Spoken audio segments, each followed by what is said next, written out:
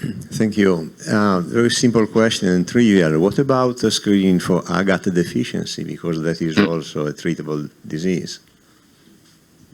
It's the most treatable. Yeah. So the disease is very, very rare. I personally think it's possible to screen for agate deficiency. As I said, in my experience, patients we have identified with a diagnostic test had extremely low, basically undetectable guanidinoacetate. So I think it's feasible, but because it's extremely rare and we do not have any, we don't have any confirmed cases in the blood spot, I cannot say, yeah. I cannot be sure 100%. So there have been some papers published, and the cases that they have published were very low. I think it was probably only a couple of cases. They were low, but they were also overlapping with some of the control population. So again, it's feasible. It might have more false positive than GAMT deficiency. So probably a molecular second-tier test would be something helpful for that. So I fully agree with what you are saying. And I think you said it also in your presentation, it's more difficult to find the low. So absent is more difficult than very high. So I think there's the biggest problem. But I think also the method that we developed, we are kind of confident that we can find it. We have, so if we would include the screening, you see it. But if we are allowed to look at it, I don't know. We will find out. We did, while we were screening for years, we did have a low cutoff also for guanidinoacetate to see if we could identify them, but we really did not identify anyone. Hi, question at the back. I suppose screening for CTD at this stage, given there's no treatment, would be unlikely to ever get approved, but it would be really helpful to identify the size of the population with CTD that then might fuel treatments and research and investigation. So with mention of the whole genome sequencing programs that are going on in various countries at the moment, is there any data from there that gives a better indication on the population size of CTD, and are people looking at that? Yeah, I think that's something for the intermediate future to be able to screen and to identify babies with CTD during with next-gen sequencing. Right now, there are multiple pilot projects going on all over the world. There is no clear path in terms of how this will be used in the future. There are zillions of questions related to that. So it is really, that's one of the problems. Then all those pilot programs have currently very different algorithms, what they would call out and what not. So I'm not aware. I was listening to some presentations just recently about that. I'm not aware about I didn't see that CTD would basically flag as positive in most of those programs, because they do have to be very selective at that stage. And I think most of the criteria they used to define which panel or which conditions they would basically follow, so would not have included CTD just because of the fact that there is no treatment. But those data that they get they would allow to look into the frequency of other conditions in the future. So I would expect that with those new pilot programs that we will be able in a couple of years basically to say what is the frequency of a certain condition based on sequencing in this region. Maybe. David, do you want to add some comments on the whole exome sequencing, genome sequencing in newborn? Yeah, I totally agree with Andreas, because for CTD there is no treatment, and it's a main problem, because there is a huge differences between screening and early diagnostic, and I think that we should not have a confusion between these two issues. And for CTD, with no treatment, it's not possible to add this condition for a newborn screening program. So even in the whole genome sequencing, all the pilot programs have a selection of gene. It's not a whole genome, completely whole genome. It's just a list of genes with actionable possibility for treatment. So I don't think that in the future, for the moment, maybe in the future, but actually that CTD could be had in a newborn screening program, even with a genome sequencing. Thank you. I'd like to testify because we are a family with CTD disease. And yes, I understand it's about newborn screening, but I would tell everybody that you only need a urine test for this disease. Please do it.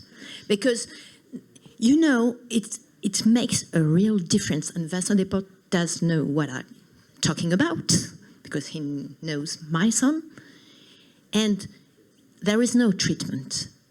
But, you know, when we know that the child is sick, there is a medical, I don't know how do you say that in English, in French it says prise en charge, and it makes a real difference. Please do this. It's really important. Thank you. Absolutely, you are right. We have to screen. We're obviously wanting to spread the word throughout the world, and so in the interests of seeing what was available in the literature, I looked on the International Journal of Neonatal Screening. The last article on that subject was 2016. I looked what we're doing in the UK, and GAMP does not appear on our list. Isn't it about the right time for the panel to get together and write a learned article dated 2023, maybe 2024? But it is absolutely vital to spread the information.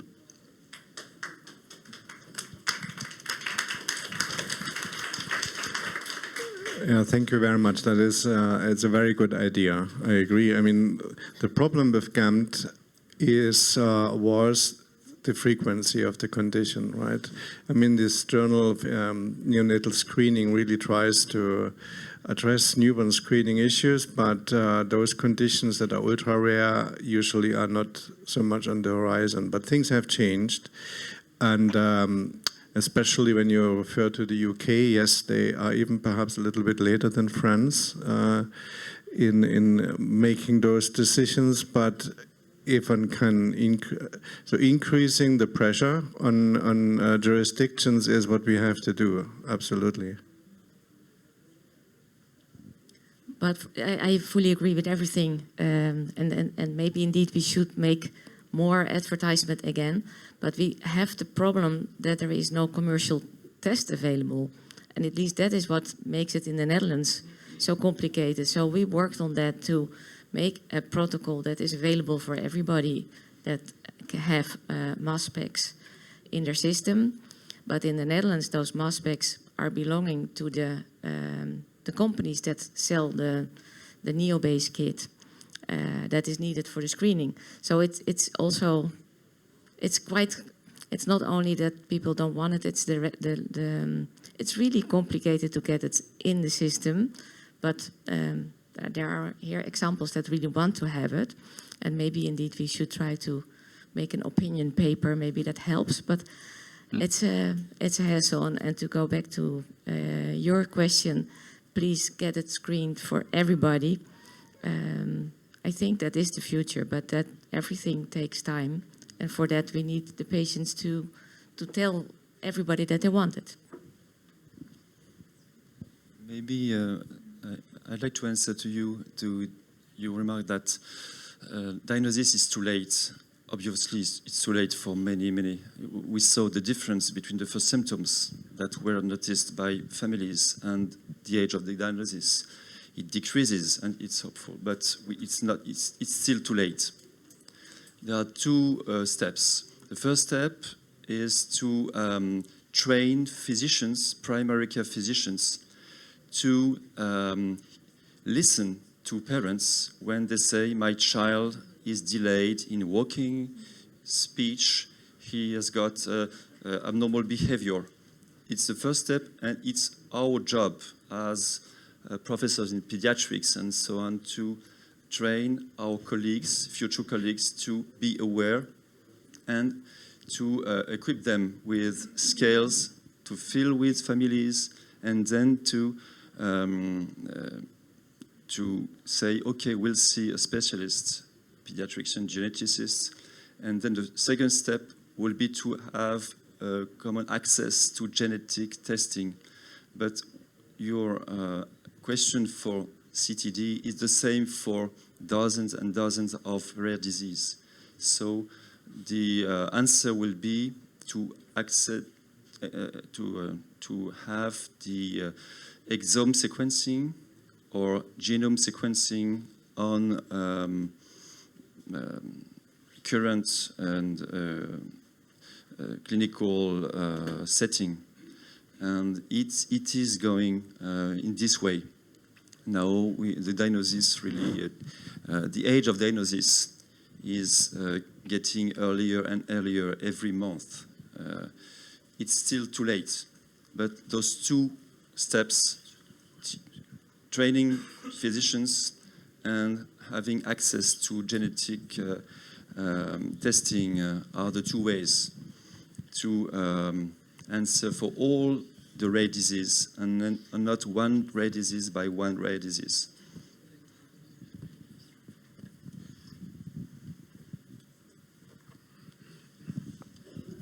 I have maybe the last question. A question? Yes.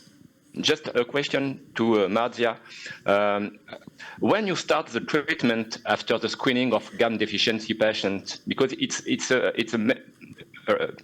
question, because when you have a young baby with a disease with an onset at maybe 1 or 2 years, when you start really the treatment of this young patient at 1 week, 2 weeks, 6 months, when?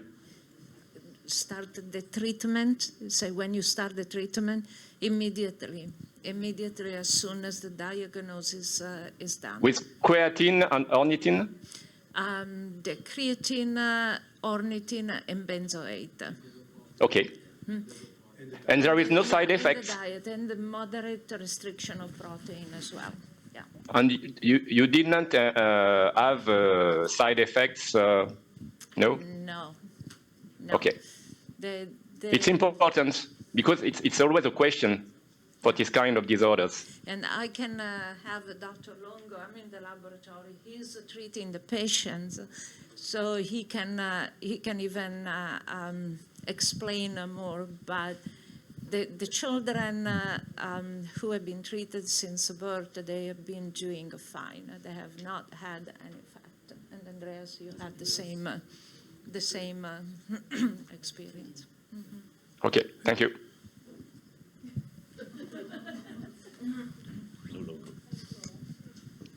Maybe it was a conclusion. Only one last question, and afterward you have to stop.